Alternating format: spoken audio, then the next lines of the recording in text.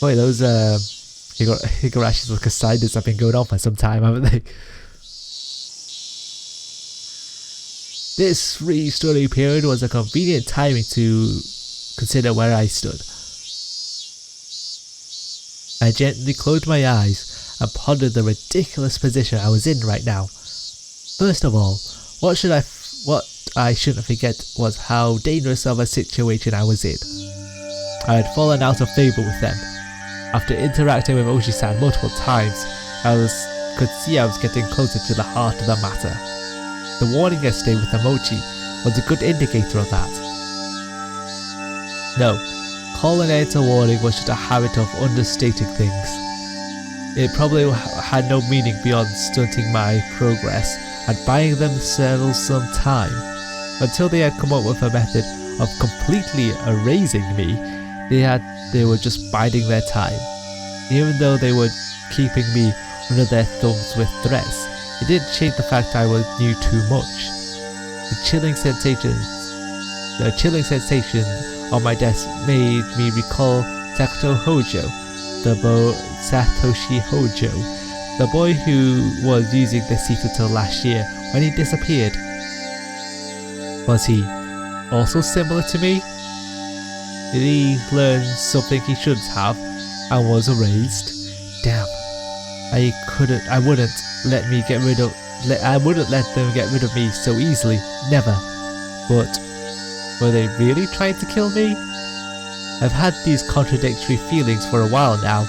Even though I suspected them, it felt I had to cover for them. With all their suspicious behaviours, a morning like this made it seem like it was an elaborate hoax. No, that's just what I wanted to believe. Doubting my friends? Covering for them? My life was in danger. Or was it? Actually, I was debating the wrong point.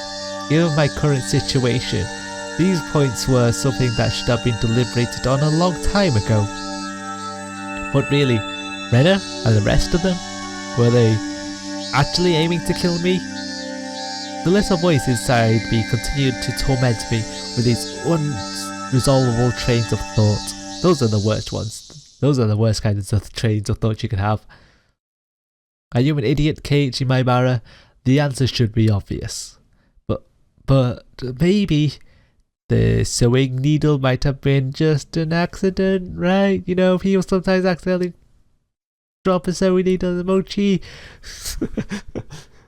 How could you screw up and drop a sewing needle into a piece of mochi? The benefit of the doubt can only go so far. That is rather true. If you're gonna put stuff into food that's not edible, then you have intentionally done it. Both Rena and Mion had acted and behaved suspiciously, but maybe it was just all some sort of misunderstanding. What kind of a misunderstanding? We just don't know. It was just suspicious. It was outright ludicrous, right? Rena just corrected me for lying, and Mion only asked me about what I had for lunch. Rena was standing outside our door, eavesdropping for a good hour, you know. She was probably waiting for my phone call to end. For a whole hour outside your room? How is it normal to go home afterwards without saying anything? You heard Ramoshi-san, didn't you? About what Rena did at her former school. But as if we're actually having an internal debate right now, aren't we?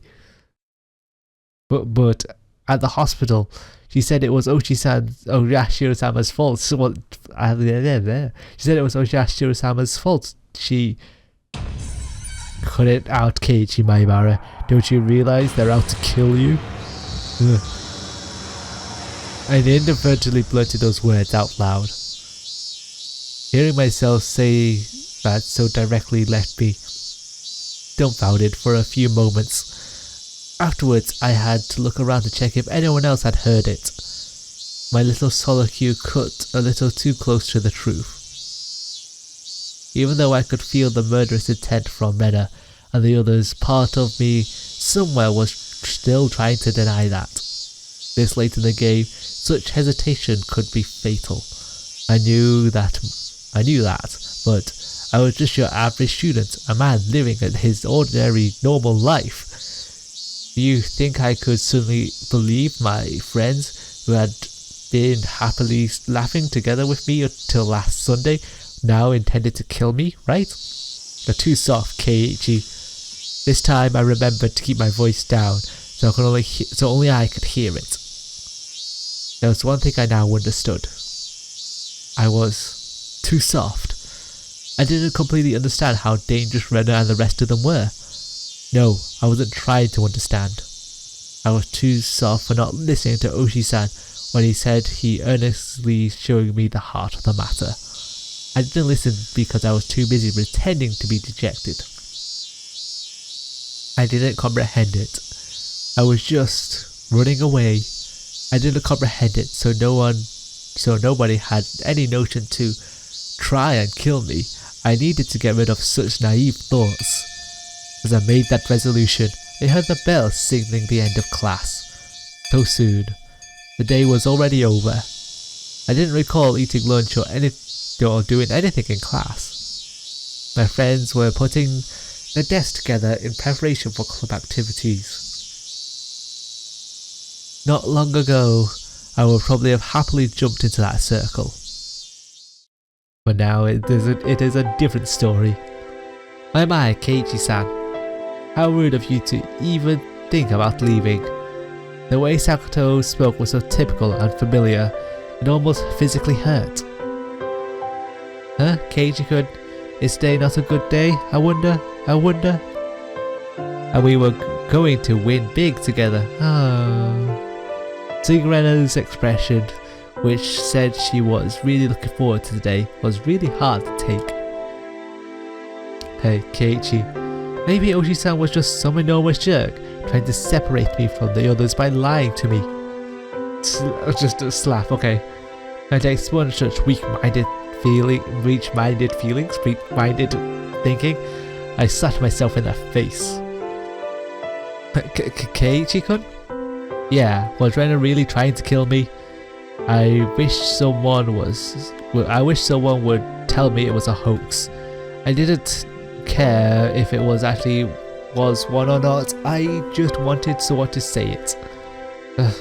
It's another weak-willed thought. How did I ever become this naive? Are you alright? Did your head hurt? Apparently that's how my inner dilemma appeared to Rena.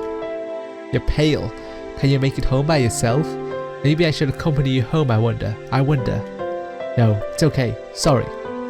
I can get home by myself. I just have the meeting without me. Upon hearing that I wasn't going to participate in the club meeting, Mion pouted unhappily.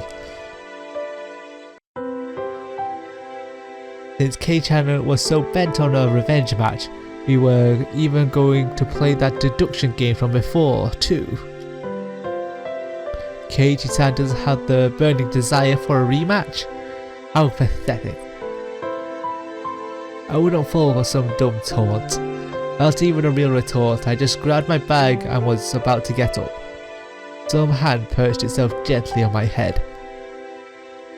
Keiichi doesn't seem to be well. How very unfortunate. It was Rika-chan.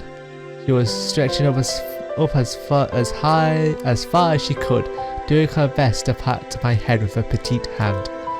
It felt so nice, which made things even harder. Sorry, everybody. See you. That was all I said as I quickly left the classroom. They said something to me as I was leaving, but I couldn't make it out. I managed to make it all the way to the entrance in that state of mind, took out my shoes, put them on, and went forward. Harden that heart, Keiichi Maibara. They were, for some unfathomable reason, trying to kill me. They were plotting something dubious, watching my every move, but I couldn't hate them, because weren't they my friends? Part of me lamented my naivety, while another part lamented the fact that I had lost something important by lamenting over it in the first place. I felt like my consciousness was being ripped out of my body. It was if this was what Oyashiro-sama's curse was like, then it was just too harsh. Hey, Oyashiro-sama, was it wrong for not believing in your curse? But I believed in it now. Completely. Your curse does exist. So seriously, give me a damn break. I beg you, come on.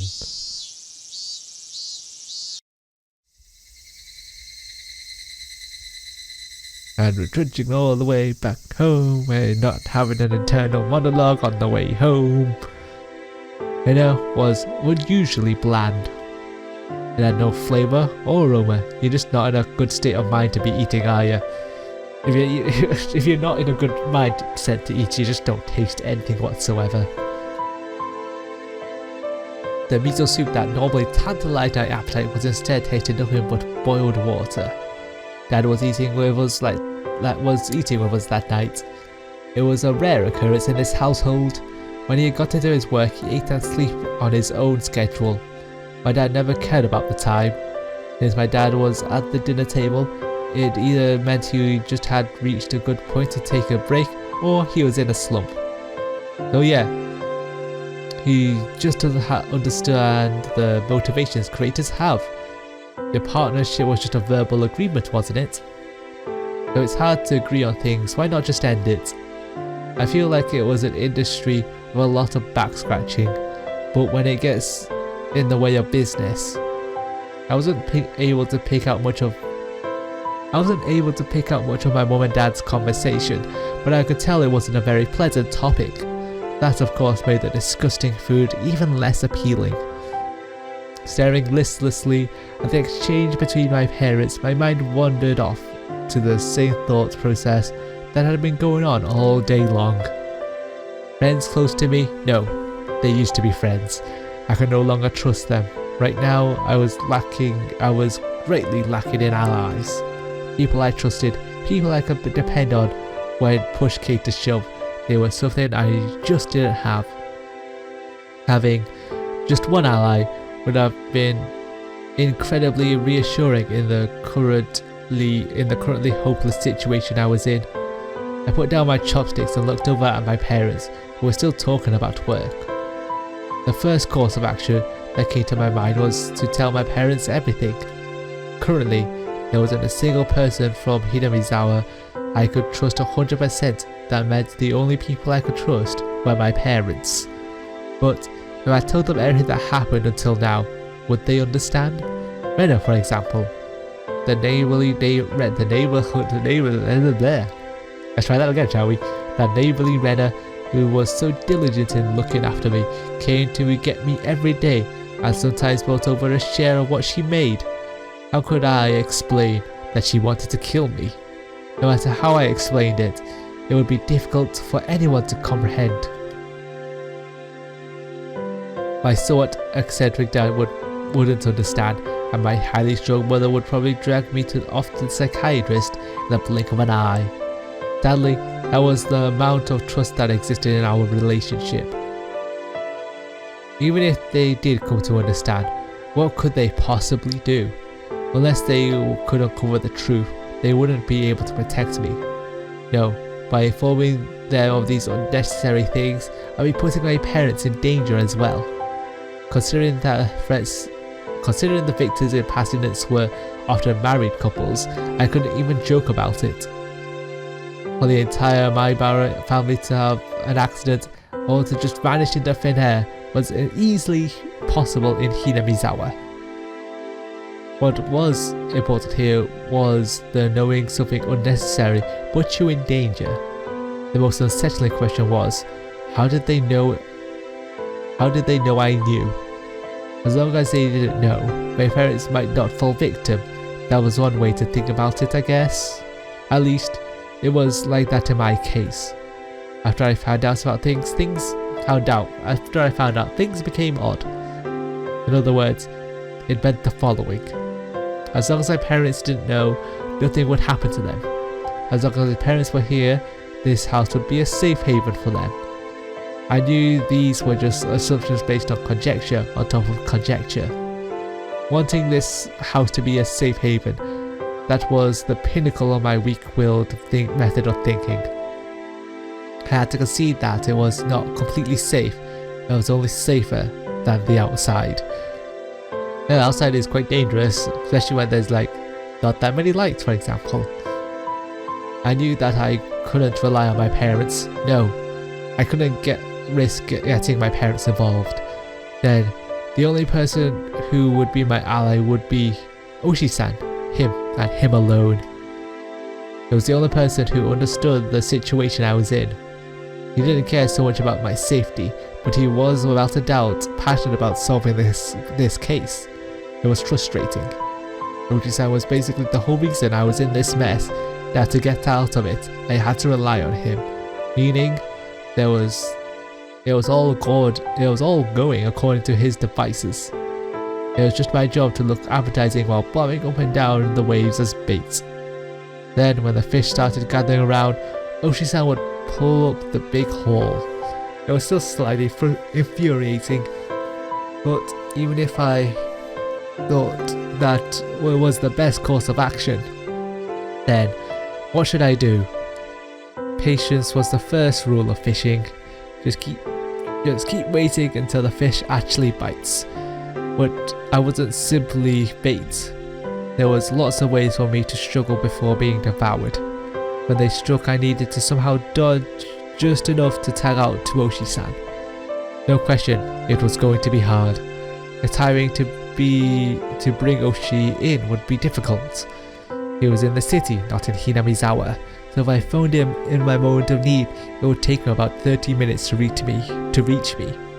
So I need to run away for those 30 minutes.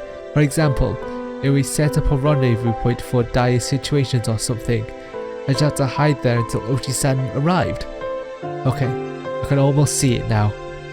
I was still being chased around in the dark by bogeymen, but I knew which way to go. I would never imagine this would be so reassuring. Oh yeah. It would probably be better if I had a concealed weapon for when things got rough. Typically that would call for a switchblade, but that wasn't too reassuring for combat. Since it was recognized as a weapon by the public, it also wasn't good. Really, when the time comes, a long weapon like a bat would work in my favor. I remember there was a metal bat in school. I was be confident that when push came to shove, if I pretended I was practicing my swing, then it wouldn't be suspicious for me to always carry it around. Then I will go to school early tomorrow and secure it. Just possessing a weapon may be enough to deter them. Just one more thing, insurance. It would be something like a note or memo. I could write down everything that's happened as a sort of journal. In case I was suddenly vanished, the journal would be left behind. With my journal in his possession, Oshi-san should be able to avenge my death. I left my parents engrossed in their conversation about work and went back to my room. Boy, now we're into the ramblings of a madman, aren't we? I tore out a piece of paper from a notebook and made my way to my desk. Last time I wrote a journal was for summer homework in elementary school. In the off chance something bad happened, the police could use my diary as a lead. So I should only write down the facts. How should I start? I jotted down my thoughts as they came. I, Keiichi Maibara, am in fear of my life. It made me laugh nervously. It was a line that showed up often in detective stories. I never even dreamed that I would be in the type of situations where I write it myself. I do not know why they are after my life. Many of the others were suspicious, but I had no proof. That's why I couldn't write anything more. I laughed wryly at myself for writing such a passage draped in mystery.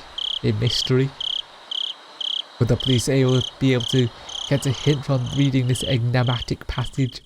But, well, I could only pray that they would.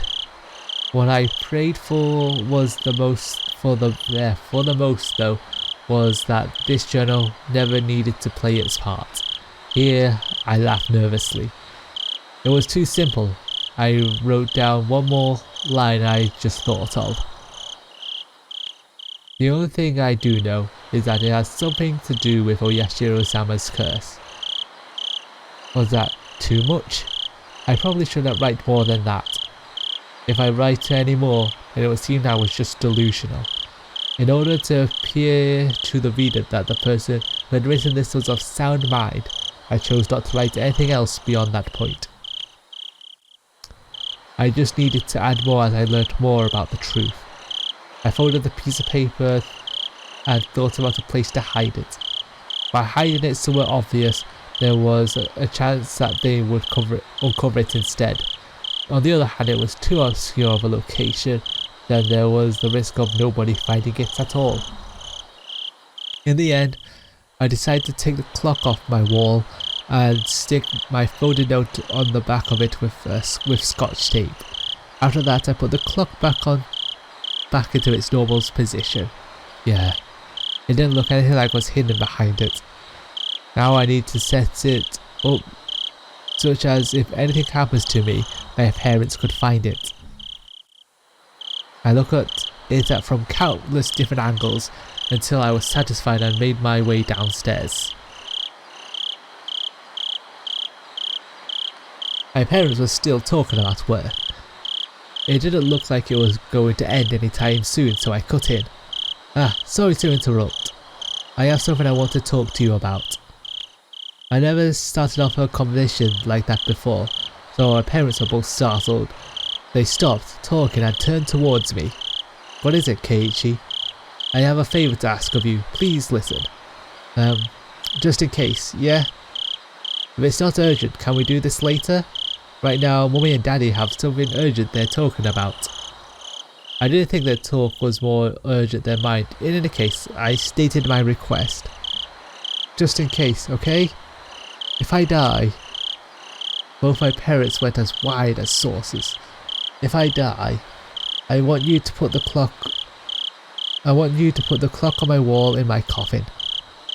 If they did that, they'd probably find it. My memoir.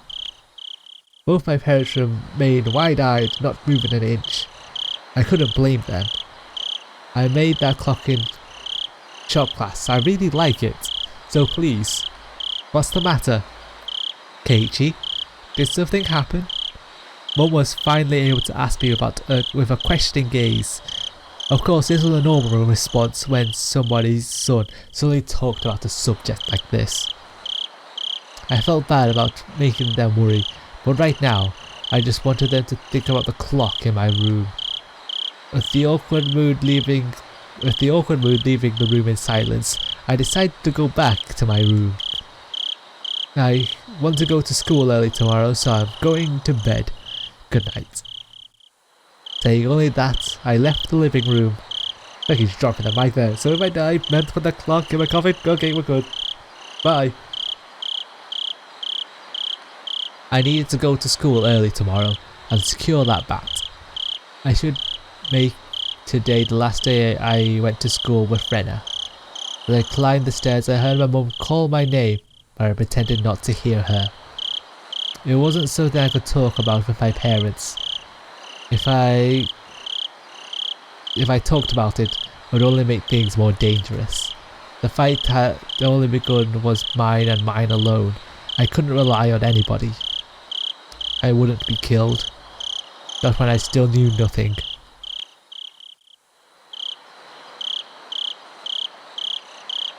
And then the day ends and we have gone in for an early night here.